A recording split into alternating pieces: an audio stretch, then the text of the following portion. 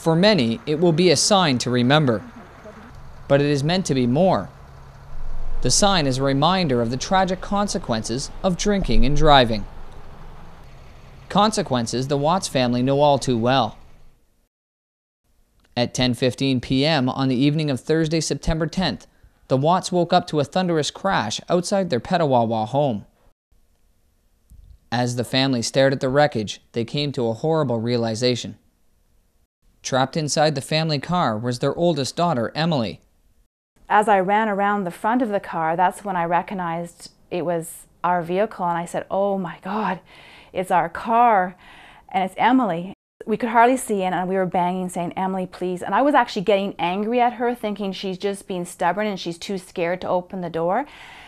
But as I was banging on the window, I saw her hands slowly come up trying to open the door and then kind of falling back, and she didn't scream or anything. And it was really surreal. I just could not believe it. Neighbors were scrambling to find something to break the window with, but there was nothing neighbors and family could do. Within minutes, the car was engulfed with flames and Emily was gone. At that time, I still had a lot of hope. I thought, if she's there, I could see her. I thought I could get her out. And when I spoke to my husband afterwards too, he said, "No, I knew it was gone." And I can just hear him screaming in the background, "Emily, I love you, Emily." And I just didn't know what was going on. And I just looked up in the sky and I thought, no way, God is not going to do this.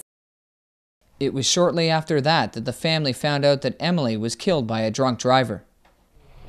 As of this tragedy, Emily's sister Melanie is without more than a sibling. Emily was her shopping buddy, her dance partner, and her best friend. It's weird not seeing her around. For a while I could pretend she was at work or hanging out with friends or doing something different, but it's different not looking in her room and her not being there, or her not just coming into my room and saying hi, or it's starting to hit me now more that she's gone. And it's weird, her not being here, not having a sister. It's just not fair for us or the victim of it. And it's all because of drunk driving that Emily's gone. But Emily's story does not end here. Emily's Aunt Lianne and Uncle Gary are raising public awareness against drinking and driving. Through fundraising and community support, they have erected a billboard just off Petawawa Blvd. For the Watts family, this sign represents hope. Hope that all drivers who see it think of Emily and the decisions they make behind the wheel. I think people, if they want to go out and drink and have fun, that's fine. Just make plans to take a cab or assign a designated driver.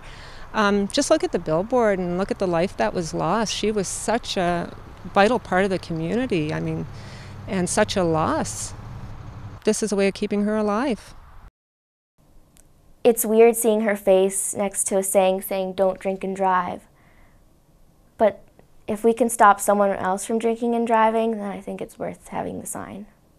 It's kind of weird to see her face there, and a lot of people have asked me, like, how do you feel about this happening? And I think no matter what, the loss is there. It doesn't matter if I go to the grocery store, if I walk down the street, if I get into my car, she's always there with me.